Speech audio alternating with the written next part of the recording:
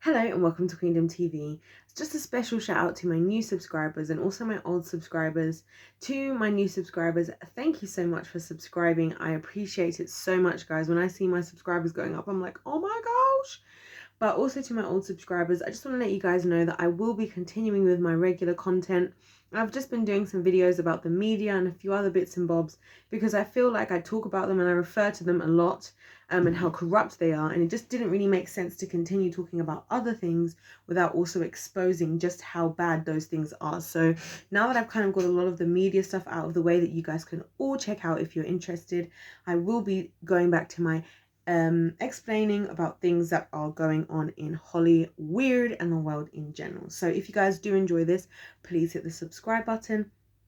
Please like the video if you have liked it, if you do enjoy it, and let me know you guys' thoughts in the comment section down below, because today we're going to be talking about Ghislaine Maxwell's father, Robert Maxwell. Now, for those of you who are on this channel, you'll know that when I talk about things that happen, I try, if I can, to find out information about the family members, because I feel like those kinds of things can tell us a lot about what's really going on and give us little inklings to the dynamics. Now, obviously, this is not an exact science. Obviously, I'm not saying, oh, now that we've spoken about the family, we know everything. Of course not.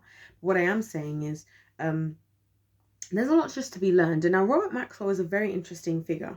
And I think he's a lot of why Ghislaine Maxwell came into her fame and knowing the likes of people like Jeffrey Epstein in the first place. He first came to New York on a boat, or sorry, maybe even a yacht called the Lady Ghislaine. And he had come in basically, from what I can tell, for business purposes and the like. Now, he came to buy, the Sun and the Evening Standard. I'm just checking my notes over here. Now, the interesting thing just to throw out there is that actually at this time, Donald Trump also wanted to buy that. This was about this is probably like 30 years ago, by the way. This is over 30 years ago, actually, by the way, guys. He did manage to eventually buy,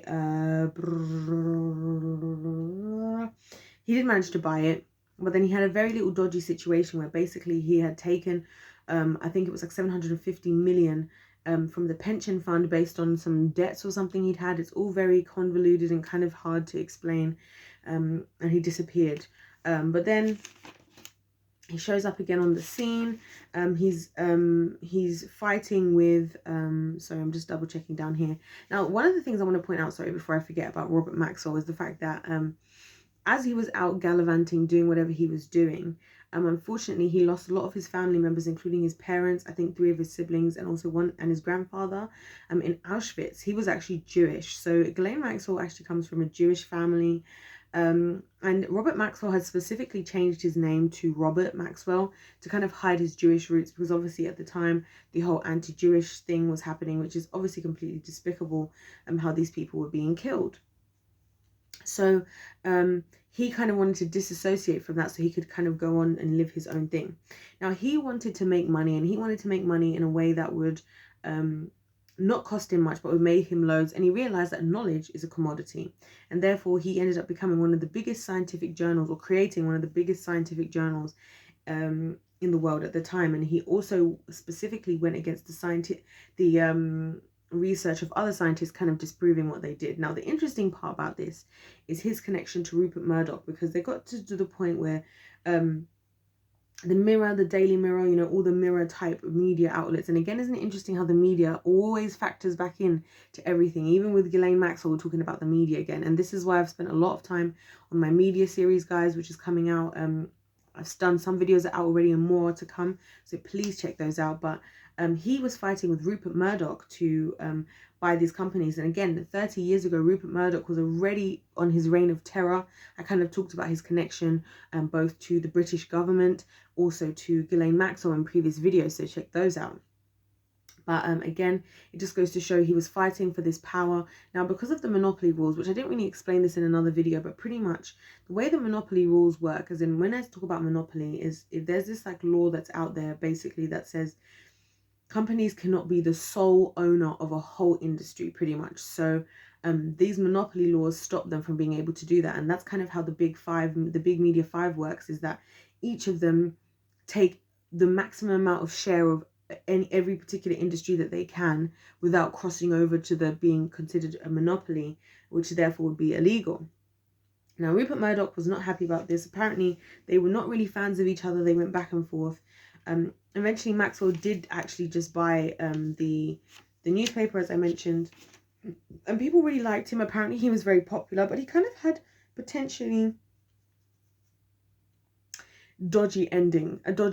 Sorry, I'm looking down at my notes. A dodgy ending, because it turns out after the fact that the people realized that he had put, again, his saving, the pension fund of the company, he had been spending on other things. And so basically people did the classic thing, which is where, like, once he had passed, at first people was distraught, even a lot of his industry contacts. After the fact, people were kind of talking really badly about him when they discovered what he'd done.